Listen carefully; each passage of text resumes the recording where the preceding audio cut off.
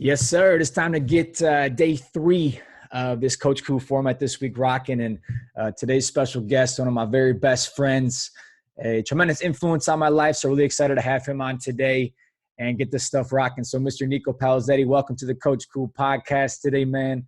Joy to have you. Been on here before, but ready to run it back. So welcome, dude.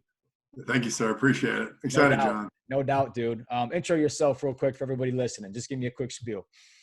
My name's Niko Palazeti, originally from Metro Detroit, Michigan. Went to a great high school called Detroit Catholic Central High School, and then graduated from there. Went to play at Michigan State, got my master's there, and then got into strength and conditioning. And so I've been in collegiate strength and conditioning my whole career. So I was at Mississippi State for a year, Maryland for a year, and now this is my 4th year as an assistant strength coach at Ohio State. 4 years in. That's crazy. 4 years. I feel like we're always talking. It's like on to the next, and you're 4 years. Have you blinked and it's been 4? Yes and no. It's kind of paradoxical. It's like, yes, it feels like I just got here a year ago, but at the same time, the growth and development I've had there, when I reflect on it and how every year is so different than the previous year, it's like time's going really fast, but the things I'm learning are so deep and impactful. So yes and no. Yeah, no, I get it. It's almost like the exponential growth factor when you really think about it. Yeah. 100%. All right. Well, let's hop right in, dude. Excited to get this thing going. Excited to chase some rabbits down some holes today once we get popping here, dude. So first question, let's talk about this. When you think about the most formative times in your life, it could be an event, an experience, an interaction, whatever. And I know there's probably plenty you could choose from, but when you think about that right here, right now, what can you say is one of the most formative times that you have experienced or that has kind of been acted upon you thus far in your life?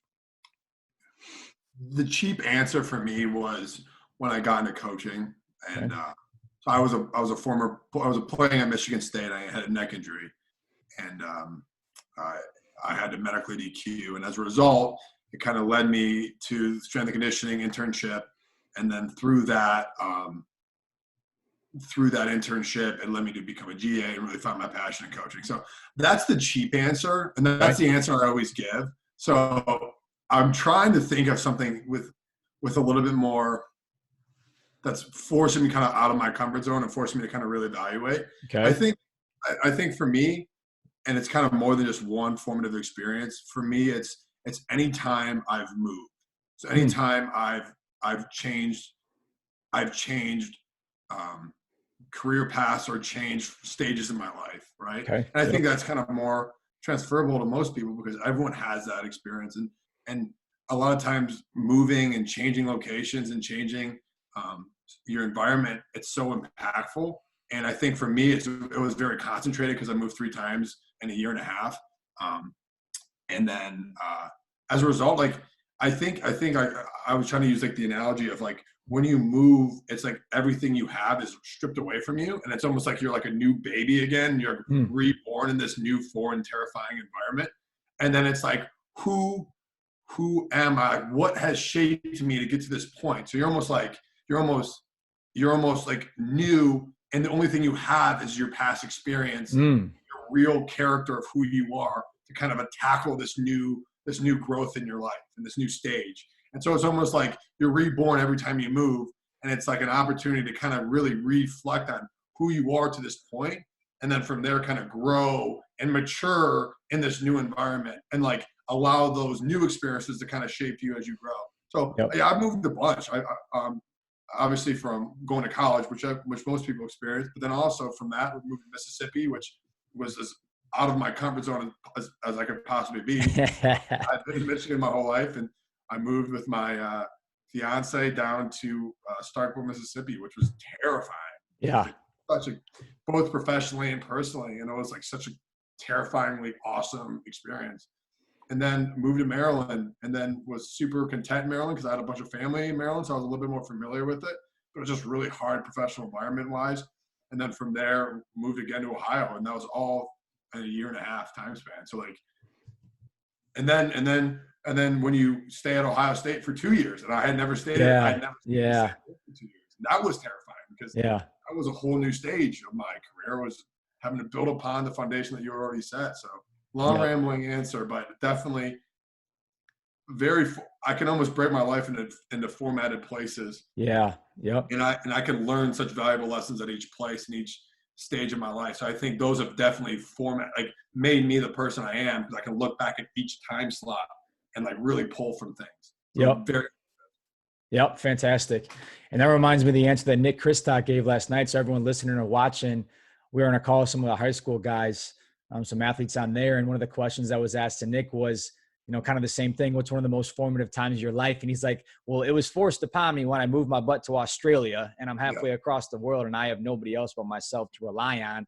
So I really had to look in the mirror and say, who am I? Like, what do I stand on? Like, I can't rely on friends or family or anybody else now. It's time to go.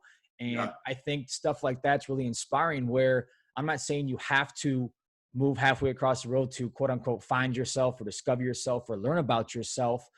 But there's something to be said about moving away from everything that you know and betting on yourself and taking a chance on who you are when that's really all you have to fall back on, like you said. And then I think depending on the success that you find in those new environments can tell you a lot, good or bad, about maybe who you are as a person or maybe who you thought you were, whatever. Like, to me, it's like almost as objective as it can get in regards to kind of identifying who you are. Because again, if you know people, you can always fall back, oh, like, here's my connection, or I can fall back on mom and dad when I need something. Like, well, no, you can't do that anymore. So who are you? Can you bet on yourself? And if you can't, great, learn from it, grow. If you can, then it solidifies who you are, whatever. So I think that's really powerful. And, I'm not going to say my way is the highway, but I think you need to move away like that a little bit. And again, it doesn't have to be to Australia or Germany or the moon, but getting away from, what can be really powerful and really formative. So, I love that answer. And I know, one thing that you've mentioned too, Niko, is a really challenging time for you was you were bouncing around pretty quickly, Mississippi State, Maryland, Ohio, whatever. And you kind of got in that groove. You're kind of in that rut, or not rut necessarily, but that's just kind of what you're used to in terms of maybe professional life or whatever. And then you find yourself at Ohio State a couple years in, and to the outside world, oh, he's only been there for 2 years, but to you, it's kind of like, it feels like I've been here for 20 in comparison to what I've been doing previously. So like, how did you make that adjustment? How was that formative? How did that kind of turn on a light bulb where it's like, okay, now I got to make an adjustment to not just changing jobs or places. Now I'm in a certain spot. I'm with the same people every day. So how did you kind of make that adjustment and that transition? Moving had become my new comfort zone, which was weird. Okay. I'd become really good at coming into a new place, being bold, being charismatic, engaging, fun, and really splash. Yep. Kind of captivating people. And I had done it for 3 years, and being at Ohio State my second year was the first time in my career that I didn't change either role or location. And so I'd always either change my title or change the location. So it was the first year, technically, I was assuming the same responsibilities twice. And it was like, I was like in January 2nd, like panicking. And I was like, I wasn't even conscious of why, but it just was like, I was very uncomfortable. I realized I was very uncomfortable and unsure, and almost like I don't have this mapped out. Like, I don't know really like what to do here. And I was talking to my buddy Travis, and he was really informative. He was really introspective, and he was like, your new comfort zone is moving. Like, your uncomfort zone is taking that foundation that you laid and really building upon it. And like, you need to master this next step. Like, you need to get out of your comfort zone, and you need to really invest in the relationships that you've kind of built. And you need to really deepen the roles you have. And you really need to be innovative and creative and build upon all the things that you've done. And so that was a huge challenge for me. Yeah. And then every year, it's kind of that same approach. It's like, how can you enhance? How can you make it better? How can you change the roles slightly? How can you keep very, what are you doing to better yourself and developing yourself and keeping things innovative and creative? Like, that's a huge challenge. And that's equally as challenging. Yep. I totally get it. And sometimes, it just puts more of the onus in the ball in your court, right? Where it's easy to be pushed by external factors sometimes, like I am being forced to move, or I get this different job. So okay, I'm changing, I'm growing. But sometimes maybe, it is even harder where you are in a certain spot for a long time. You get in that groove, you get in that comfort zone. And it's like, okay, how can I push myself? Now, maybe you're not being challenged by external things. Now people tell you you're good. People tell you you're okay, bet. But like internally, you still want to get better. You still want to grow. So how can you do that? You have to have friends that will kind of maybe keep it real with you, or you're real with yourself or whatever. Yeah, I love that. I love that. Now that kind of transitioned me to the second thing here. Second question I want to ask is talking about advice.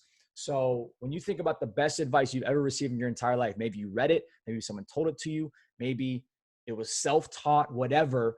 But when it comes to the best advice you have ever received or gotten from something or someone, well, where would you kind of go with that answer? You asked me, you kind of, when you brought this question up and you introduced it to me, I really want to come up something super cool and creative and like a haiku or something. The thing that I don't have that. The only thing the thing that really stuck with me, and I think it's the trait I valued in all of my mentors from high school to where I am now. It doesn't matter what you do, it's how you do it. And I don't know if that's ever really been verbalized, but it's very evident. And all of my mentors, that's the trait I value the most in them. That they take very, very just foundational, clean kind of concepts or strategy or programs, and they put a full faith and belief and drive into it and make these things, whatever it is. If it's a high school football program, if it's a strength program, if it's a college team, whatever it is, it's the execution of what they're doing, not exactly the schematics or the scheme behind it. That for me, like that doesn't interest me. It's how can you make very simple things executed at an incredibly high and faith-driven process. That fascinates me. And that's kind of like one of the biggest observations I have. It doesn't matter really. People focus so much on making things very intricate and fancy. And for me, it's simpler. I'm very attracted to very simple concepts that are done with reckless abandon. And I love that. And I think that's something just more of an observation than a quote. It's all of my mentors, all the people I've looked up to in my career, in my life, excel at that, at taking very simple concepts, very simple things, and then making people buy into it and believing it and executing it with just a reckless faith and abandon. And that really excites me. I love it. I love it. And that's like, I was watching a Kobe Bryant clip where he was talking about the fundamentals and, you know, kind of cliche, the fundamentals. But well, no, he's like this quote unquote sexy things that people want to do and think is what gets you to where you got to. Like, that's not it. He's like, I would spend hours in the triple threat position or focusing on my form without a ball when I'm shooting. Like, that is the sexy stuff that lays the proper foundation that allows you to do the actual sexy stuff that everyone else thinks is sexy or powerful or whatever. And I think the very best understand that. And it's hard to convince people that, you know, of course you have to have some substance in terms of the why or the what, but the how is what gets you there and kind of takes you over the top. So when it comes to that, and you've been, you know, around some pretty phenomenal people, and, you know, I've been around some too, yourself included, when it comes to getting people to buy into that philosophy or that idea, how, not what, you know, do you kind of have some tangible ways that you try to go about there? Do you seen other people kind of approach it in terms of getting people to buy into that idea? Is it just something that's kind of inside you? It's hard to articulate. What does that kind of look like? I think there's two traits that you really need as a leader, and you really need as a coach or whatever you are, in whatever profession you have. If you're trying to lead people and instruct people, I think there's two things really. One is competence. So you have to be very competent in what you're doing, and the people that you're leading have to believe in what you're saying and believe that you have the ability to make them better. So one would be competent, and the second would be character. That you have to be someone worth following, and you have to be someone that is going to maximize that person who's following you. And I think that's in all great leaders, because it's not just enough to be a great guy. Like, that's cool. Like, awesome. Or it's not just enough to be a really smart coach who has great scheme. Like, you have to be both. You have to be capable of putting a person in that best position to succeed, but then also creating a belief system that allows them to exceed their own expectations and be better than they thought they could be. And I think those two things are for me, those are the two things that really make a successful coach, a really good leader. And it's pretty simple, but those are the things that I'm really attracted to. Yep, that's it. And it might be an oversimplification, but I think more times than not, it works for sure. And I'll put you on the spot real quick. So if we simplify it like that, competence, and then, you know, others trust in you, relationship, whatever you want to call that. If you had to start over today in terms of identifying where you would put your money in terms of developing one or the other first, right? So I'm thinking, you know, maybe an eighth grader is listening to this, or a high schooler, or, you know, a parent trying to instill something in something, like whatever. Where would you kind of put your money first and foremost before the other one kind of came into play? No doubt, character. Got it. Character. Got it. Got it. Hands down. Character is the most important thing you can possibly instill in anyone. Got it. Once it goes back to, it's not what you do, it's how you do it. Mm-hmm. If I tell anyone who asks for my advice, anyone who's a young professional or anyone that's seeking anything, it's whatever you're following. If you're a young professional, whatever you're following, you want to follow great mentorship. You want to follow people. You want to follow someone that has the ability to care for you and make you the best you can be. And that's, once again, that's a very simple concept. A lot of people will chase things that don't matter. So they will chase brands, they'll chase money, they'll chase titles. I can't begin, my stomach turns to those people because it's so empty. Yep. Like, you want to seek development. You want to seek people that are going to invest in you and have the capability, the competency to make you the best you can be. And so for me, the biggest thing is character. Hands down. It's character, hands down. And you want to surround yourself with really good people. Because even if your scheme's off, and the cool thing is, and I'm going to go off on a tangent, John, and I apologize. Nope, the cool thing about this time off, the virus has been an ability to kind of reconnect with people and really kind of reflect. And one of the positives has been kind of reconnecting with our high school base, right? Yep. And you know, a lot of the original mentors in my life, you know, Aaron Babbage, Justice Asante, Dan Anderson, a lot of great coaches, great mentors at Detroit Catholic Central High School. I've been able to kind of reconnect with those guys. And when I talk to them, I am completely reaffirmed once I hang up the phone of why I am the way I am. It's because mentors in my life have had such an impact on my foundation that I've gone off. You know, it's been 12 years, whatever it's been. We've gone off and done our own path, but when it comes back, our core is still who we are. I feel so blessed to have learned all these things at such an elementary level. In our high school football team, you ran like 3 plays, 4 plays. Literally 4 plays. Quite literally, he's not lying. He's not lying. He had 1 pass play and like 3 run plays. Yes, he's not lying. We ran like 4 plays. Yeah. And we had very average talent. And there was no one on our team who had a college offer before the season started. There was not one person. Yeah. So you can't tell me that we should have been the number, 14 team in the country and win a state championship. You can't tell me that. Yeah. So when you're 17 years old and you see literally the embodiment of it, doesn't matter what you do, it's how you do it and how hard you buy in, how hard you believe. Like when you see that literally embodied and then put on full display and then work, that's going to shape you the rest of your life. Yep. And like, that's what I've kind of been like reflecting on as I've kind of like, holy crap, like my whole life has been built on this foundation. And I'm so blessed with the mentors I've had. And like, so for me, it's character all the way. It's like, you want to surround yourself with great people that are going to teach you the right things in life and teach you the values and the foundation that you could have forever. Like that is your foundation. Yep. And then when you go off and do all these things, like, just like we said, every time you move and you grow, like that's still who you are. And then you take these new experiences and you keep developing. But like, man, I think that's really powerful stuff. Yeah, it's a snowball effect. And as long as the core of that snowball is built on the right stuff, I think it only gets stronger. Yeah.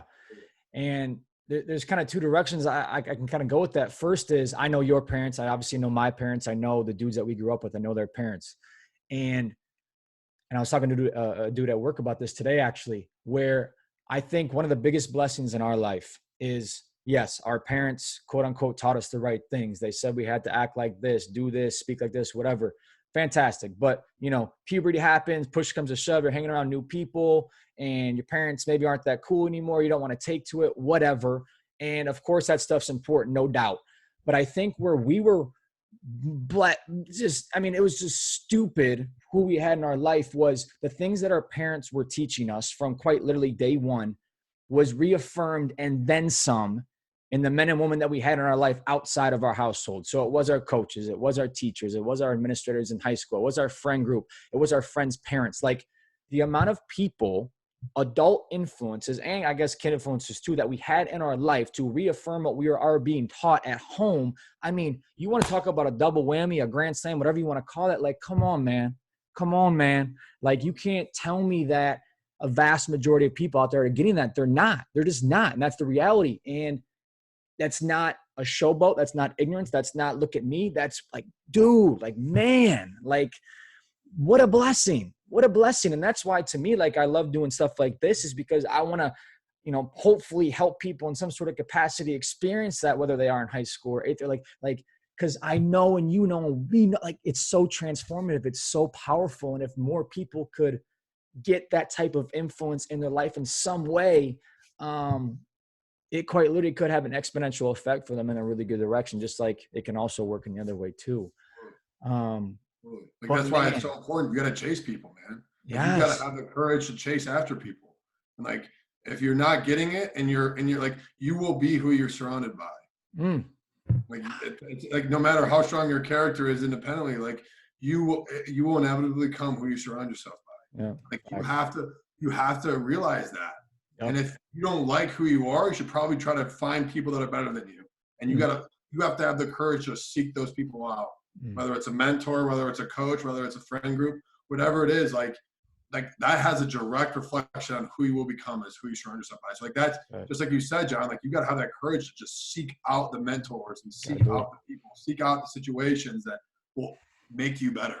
Yeah. Because when you're around poisonous people, that has a massive effect on the way you think, the way you behave, the way you act, the way you process stuff. That's poisonous. Yep. Poison. Quite literally poison. Yeah. Man. Okay. Now we're revved up. Here we go. All right, Nick. No, that's fantastic, dude. I mean, we could end the thing right there and be good to go. But question 3, here we go again, talking about our why and macro vision, big picture, whatever you want to call it. I think why everyone kind of has to have one of those established. I tend to have multiple, but I think when you think of a North Star in terms of your why, that has to be in place in order to kind of push yourself in the right direction. And again, put yourself in the right environments to kind of help you achieve whatever that why is, or live up to that, what have you. So when it comes to your why in your life, it can be multiple, it can be one, whatever. What is your biggest why, and why is that your why? I generally hate this question. Okay. And it's not because you're asking me, John, but I get this question a lot, and I don't have a great answer. I don't have like a real reason, and I'm trying to verbalize. I'm trying to really analyze why I get out of the bed and I act the way I act and I behave the way I behave, and it's really hard for me because it's hard to really identify why. I don't know why. I just always have been. I've always liked to work, and I've always liked things to chase, and I've always liked to challenge. I've always that was the way God made me. Yeah. There's 2 things though I will say that I can identify why, and especially now that I'm not able to coach. Is one, it's development. So it's the ability to develop student athletes or younger generation. It's the ability to coach. I love coaching. I love investing in kids. I love investing in young men. I love watching develop. I love the strategy of taking a kid that won't let you in and finding a way to kind of just will your way in, when you can grab them in the neck and mess around with them and headbutt them, and like when he allows you to do that, you're like, okay, we're at that place where he trusts me and I trust him, and that is such an exciting challenge. Is that finding a way to build relationships and then invest in those relationships. That is incredibly exciting, and that's something I've developed in time, right? Being at Ohio State for 4 years, like you develop those relationships. So that is definitely one. And I've realized how much I love it because I haven't had it. and doing virtual things, it's not the same. And it's really hard. It's hard when you're a coach and you don't have that. So that's one, is developing young men. I love that. It fires me up. And then two is just as my ability and my will to impact young men and make them the best versions of themselves they can be, I also have that same thought about myself. And I want to be, I pray or I wish or whatever you want, my constant thought of is to maximize myself. It's a silly thing, right? So it's like there's this time thing. It's like 11/11, right? There's like this like weird time thing. And if you're like superstitious, like I've done it since I was like in elementary school. We used to do it in high school. But you touch something red, you make a wish, right? Whatever. Yep.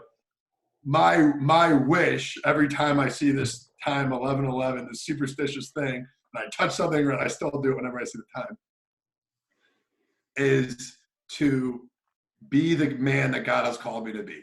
Ooh. Also a way to fulfill my potential. Yeah. And I think that fills me up. Yeah. That fills me up. Because it's not just about professional development. Like I want to master my craft, and I want to be really, you know, I want to be recognized in my profession, and I want to succeed in my field, and I want to climb the ladder to the highest level you can achieve it, and I want to impact people on the way. But I think that's also kind of shallow too, because I think if I got there and the end of the day looked back and thought that the only thing that fueled me was to conquer a field, I don't think that would satisfy me as much as realizing my shortcomings and fighting everything I have to kill the things that are destroying me from maximizing myself. That's kind of where my head's been at. It's one is developing young men and making them the best they can be. And then also almost coaching myself and maximizing my own potential and being better than I am right now and being the person that I've been called to be. So cool. So cool. And when I hear that answer, all I can think about is love. And it might just be at the top of my mind right now because I'm reading about it in this book that I got going on, Think and Grow Rich. But in this book, they talk about the drivers in our life, the emotions that kind of drive us, what that can kind of look like. And they rank them 1 to 10. Money's on there. Fear's on there. Status is on there. Pride is on there. Ego, whatever.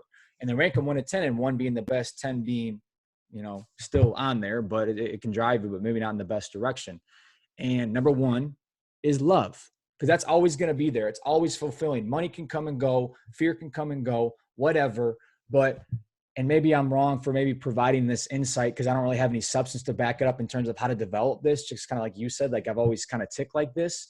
But I think when your foundation can be built on love, whatever that means for you, you know, maybe it's doing the right thing for the right reason, or maybe it's because of your faith, or however you'd identify that for yourself.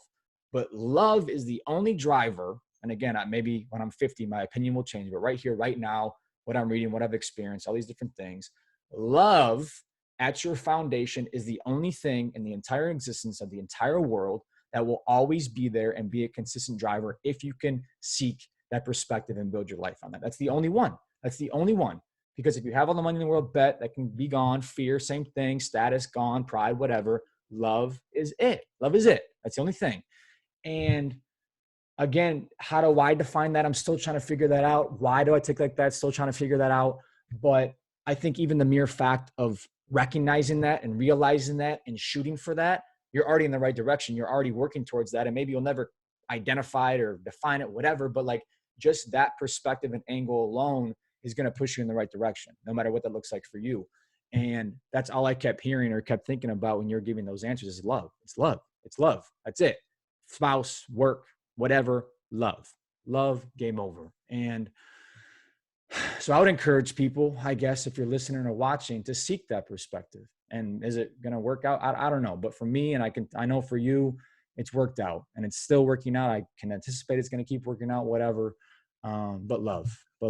And if you can rock that out, I think you're going to be okay. I think you're going to find yourself in a good spot. So that's the game, man. Love, L-O-V-E. That's the game. All right, Nick. Question four, another big one here.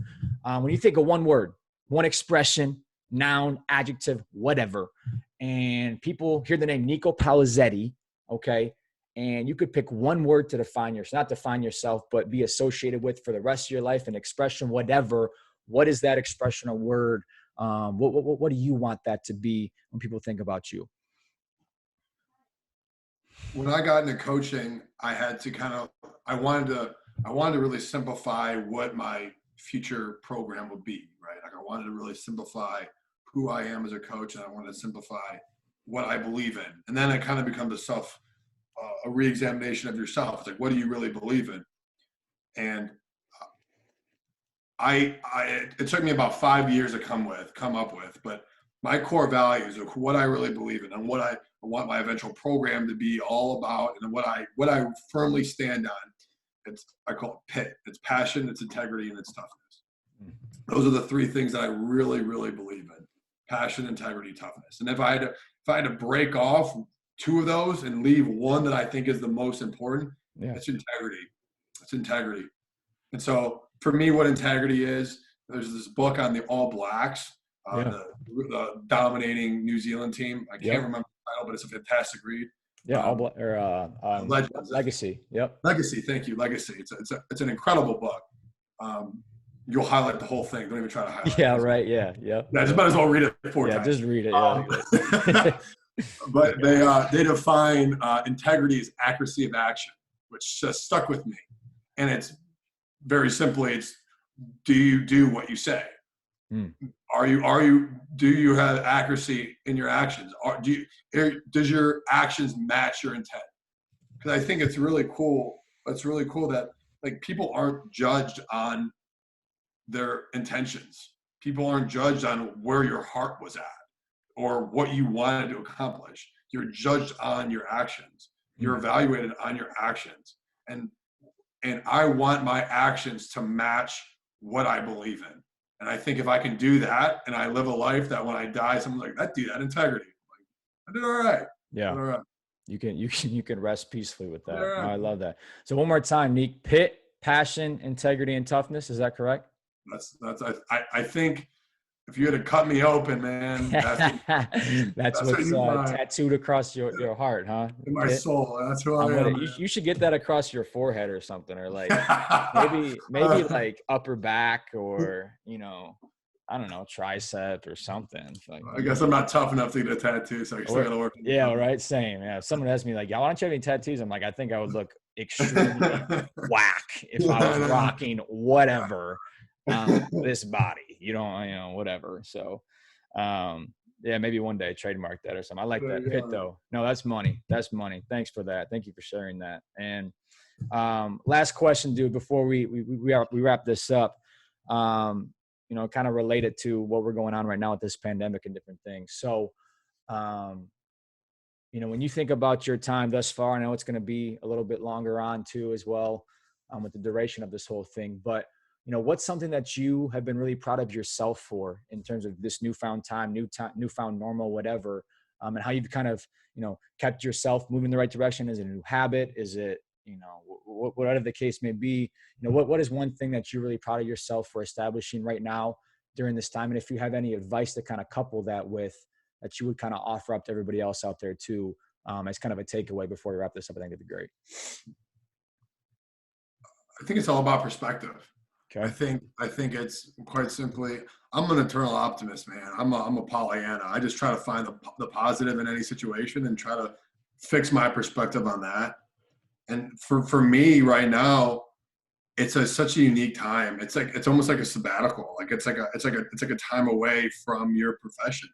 And I'm fully aware of what the work environment is going to be like when we get back, because it's going to be a lot of work to get everything up and running and fully functional, and back to get a season in, and it's going to be a great challenge. So I understand the difficulties and the challenges and the unknowns of returning to work.